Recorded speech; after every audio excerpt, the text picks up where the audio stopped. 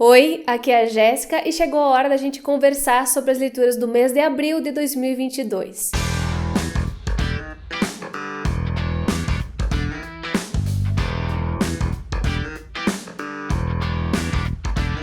Esse é aquele tradicional vídeo já aqui do canal em que eu faço um resumo das leituras que eu fiz no mês anterior para dar uma ideia também generalizada para vocês, já que eu sei que às vezes a pessoa não gosta de assistir muito uma resenha antes de ler o livro, então aqui é um apanhadão mesmo, em que eu vou falar um pouquinho de cada leitura, só para dar um gostinho para vocês de como foi o meu mês de abril, tá bom?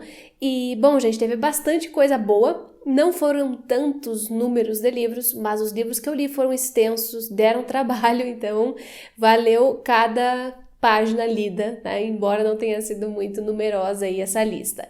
Antes de mais nada, está chegando agora no canal, seja muito bem-vindo, muito obrigada pela companhia. Aproveite para dar uma olhadinha no conteúdo que eu produzo por aqui e se gostar, se inscreva, porque isso é muito importante. Deixa um joinha nesse vídeo e compartilha com quem também gosta de ler, porque isso ajuda muito na divulgação e no crescimento do canal. Também confere aqui embaixo, porque na caixa de descrição é onde eu deixo todos os detalhes sobre o vídeo, sobre os livros que eu estou falando, link para vocês poderem ver um pouco da sinopse, o valor, o formato, e também onde eu deixo todos os links em que vocês podem apoiar o meu trabalho, link comissionado da Amazon, os links dos clubes que eu medio, né, que é o Clube Leia Latinos e o Clube da Jéssica, que é o Clube de Apoiadores, e também deixo o convite para que vocês façam parte dessas leituras comigo, para que vocês venham ler junto e apoiar meu trabalho. Vocês podem ser membros desse canal e ler a cada novo bimestre um livro diferente. Basta clicar aqui no botão de Seja Membro e ver todas as recompensas que vocês podem ter ao apoiar esse meu trabalho na internet falando de literatura, tá bom? Muito obrigada, inclusive, às apoiadoras do canal que já fazem isso. Sem mais delongas, gente, eu vou mostrar para vocês por ordem de conclusão de leitura, tá? Eu fui lendo mais ou menos tudo meio junto, mas eu fui concluindo por partes. E o primeiro que eu concluí foi esse livrinho maravilhoso que é O Verão no Aquário, da Lígia Fagundes Telles. Esse estava nas minhas metas de leitura, de livros que eu queria conhecer, de autoras que eu já gosto e que eu queria continuar lendo. Eu vou deixar o vídeo aqui para vocês, caso não tenham visto ainda, porque nesse vídeo eu falei de várias autoras, né? E o da Lígia, esse livro da Lígia, estava na minha lista. E aconteceu que a gente perdeu a Lígia, né?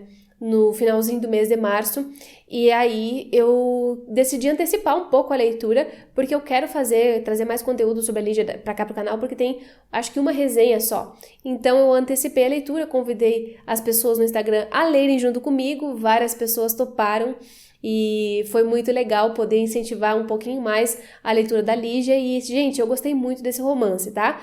É o segundo romance dela, se eu não me engano, e esse aqui ela vai trazer a história da Raíza, que é uma jovem dos anos 60 que está ali vivendo um momento de liberdade, de libertação das mulheres naquele período histórico, né, em que elas estavam podendo fazer outras coisas que não faziam antes e experimentar, enfim, de tudo na vida.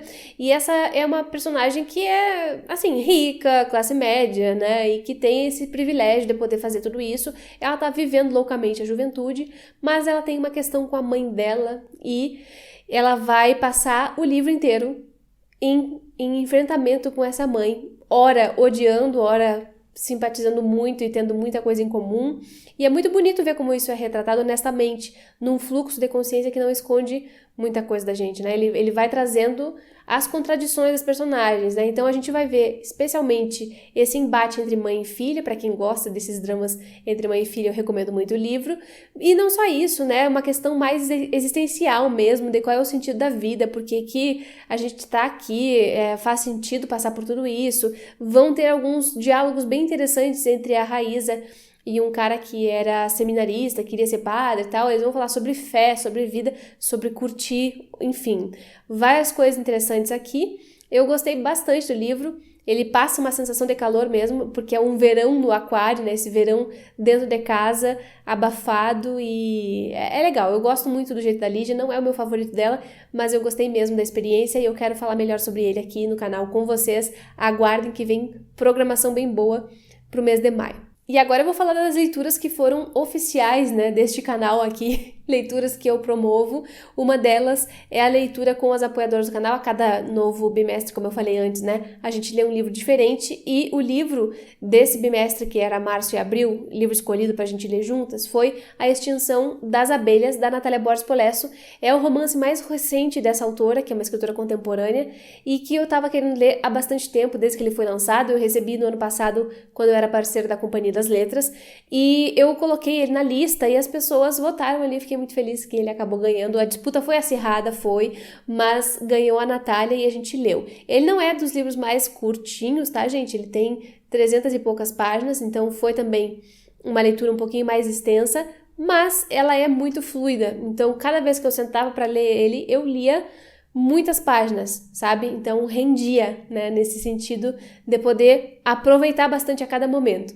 E em A Extinção das Abelhas tem uma brincadeira até aqui atrás, que é uma história sobre uma mulher, um gato e o fim do mundo, e é basicamente isso, mas a gente tem essa protagonista, que é a Regina, e que tem uma gata chamada Paranoia, né, e que tá ali vivenciando várias transformações pelas quais o mundo passou depois da pandemia do Covid, depois de várias outras coisas que a gente vivenciou em termos políticos, né? É como se fosse uma distopia, algo meio fim do mundo, meio caos, assim, ainda não totalmente no caos.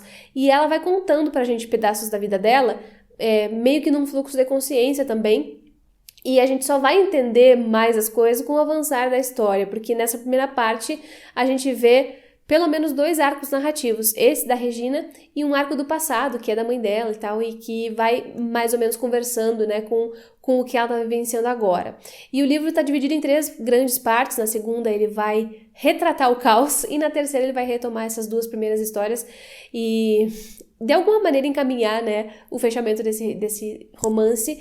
E eu acho que ele é muito honesto, ele é um romance que apresenta coisas que a gente sabe que existem e que a gente está vivendo. Então, em alguma medida, ele pode ser um pouco chato de ler, porque a gente está lendo sobre aquilo que a gente está vivendo agora, né? Crise ambiental, crise política, e é sempre muito duro, né, lembrar mais uma vez tudo que a gente está passando no Brasil, por exemplo, e ela vai dar um foco para ilustrar esse fim do mundo na extinção das abelhas. Ela vai falar bastante sobre isso, vai explorar esse tema e mostrar como a gente alimentou esse colapso, né? Como a gente chegou nesse ponto, mostrando também que os indícios todos estavam ali, só que a gente não queria ver.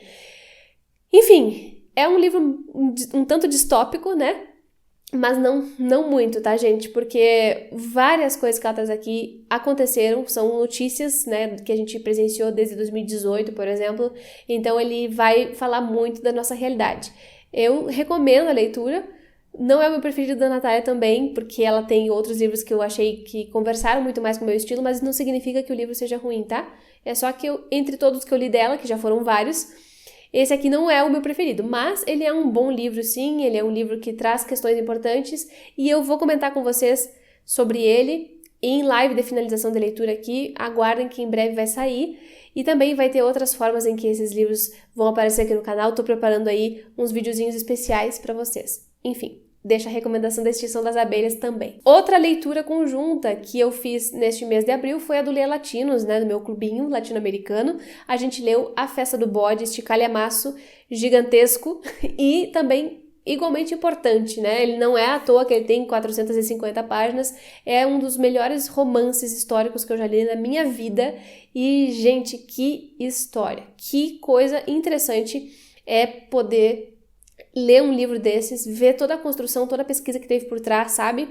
Esse é um romance, A Festa do Bode é do Mário Vargas Llosa, que é um cara peruano, né, Nobel de Literatura, só que ele não fala sobre o Peru, ele fala sobre a ditadura que houve na República Dominicana, que foi a ditadura do Trujillo. Vai falar então sobre a era Trujillo, que foi realmente uma era, gente, porque o cara se empenhou em transformar o país na sua casa. Então tudo era dele, tudo era para ele. Ele, inclusive, renomeou a capital do país, que é Santo Domingo, ele colocou a se chamar Trujillo, né?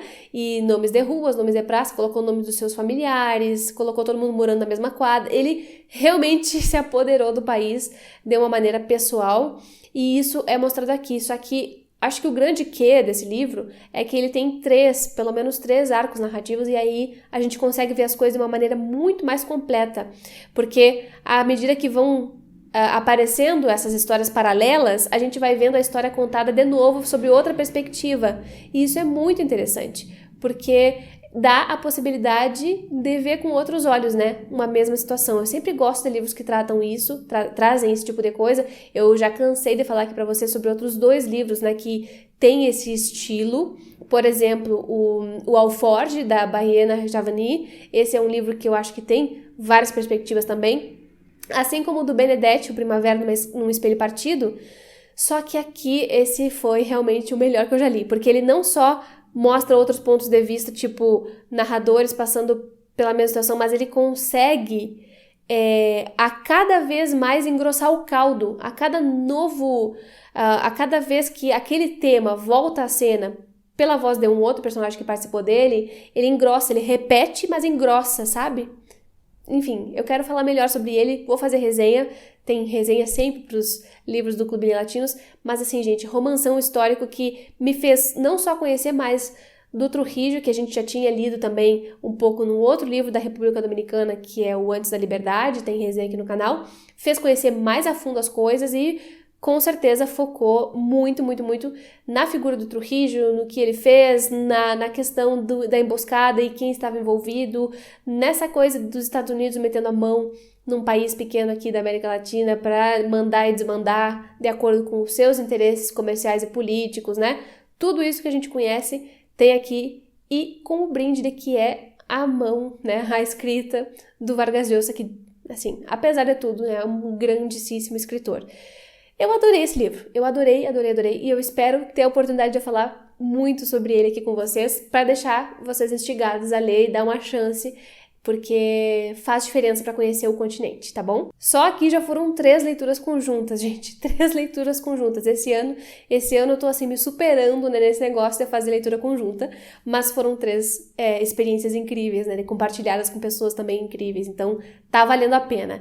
E aí a última também foi leitura conjunta, eu li um volume desse livro da Helena Garro, tá? Um volume só, não foi todo, é La Semana de Colores, eu ia falar em português, mas o livro tá em espanhol, então eu vou ter que falar em espanhol para vocês. La Semana de Colores, que é um livro de 1964, ele tem vários contos, tá, gente? Não é um livro curtinho, tem pelo menos umas 150 páginas, e eu fiquei abismada. Abismada é a palavra, ou talvez embasbacada, porque que escrita diferenciada, que escrita poderosa tem a Helena Garro. Eu tô apaixonada pelas histórias que ela cria, são histórias muito diferenciadas, que vão lidar muito com o fantástico, com o mágico, mas também que vão trazer muito da realidade de mulheres, de indígenas, toda essa população mais sensível, mais vulnerável, né, do México, de um México na década de 50, 60, então são histórias que se passam há algum tempo atrás, mas que mostram muito do seu país, né? E eu tô adorando conhecer, não só por poder ler em espanhol, né? Que eu vou aprendendo muito vocabulário, mas por ver que é uma grandíssima escritora. Gente, assim, fantástica. E se vocês estão vendo esse vídeo no dia do lançamento, vocês ainda podem participar de um curso que eu vou proporcionar lá assim, para quem me acompanha, sobre essa literatura da Helena Garro. O curso se chama Mujer Latina e vai ter duração de 2 meses. E nesse curso a gente vai ler e conversar em espanhol. E a cada novo bimestre a gente vai ler uma autora diferente, né? Então, para inaugurar esse curso, essa aula de conversação, eu vou fazer a Helena Garro entrar num jogo aqui, né? Entrar no jogo para vocês conhecerem uma grande escritora. A gente vai ler juntos no primeiro mês 4 contos, 1 conto por semana, e no segundo mês do curso, das aulas, a gente vai ler o romance dela, que é o Lembranças do Porvir. Tem todas as informações aqui embaixo, na caixa da descrição do vídeo. Se vocês tiverem interesse, se vocês já falam espanhol, se vocês compreendem espanhol e querem um espaço legal para praticar, o espaço é esse, gente. Turmas pequenininhas pra gente conversar sobre essa autora que já tá se tornando uma das minhas favoritas da vida, tá bom? Vamos ler contos dela, vamos ler romance, vamos colocar essa mulher em evidência, porque ela foi apagada da história de uma maneira muito triste, né, por questões políticas, como ela lutava e defendia a luta indígena, ela foi basicamente jogada para baixo do tapete, teve que se exilar, enfim. Foi uma história muito triste, eu falo um pouco sobre isso também nessas aulas de espanhol, e enfim, gente, vai ser uma aula em grupo que tá me animando muito, assim, a gente vai ficar 2 meses lendo a Helena Garro, na próxima rodada a gente vai ler outra autora, então vai ter muita autora massa para descobrir. Se vocês quiserem se juntar a gente, venham, todas as informações aqui embaixo. E é isso, gente, por conta dessas grandes leituras aqui, foi só isso que eu li, mas foi excelente, eu adorei esse mês de leituras, foi muito proveitoso e espero que vocês tenham gostado de conhecer um pouquinho sobre esses livros. Comentem aqui embaixo comigo se vocês já leram, se vocês ficaram com vontade de ler, se vocês têm livros semelhantes para me indicar, porque é sempre muito bom ver os comentários por aqui. Muito obrigada pela companhia até o final do vídeo e a gente se vê no próximo.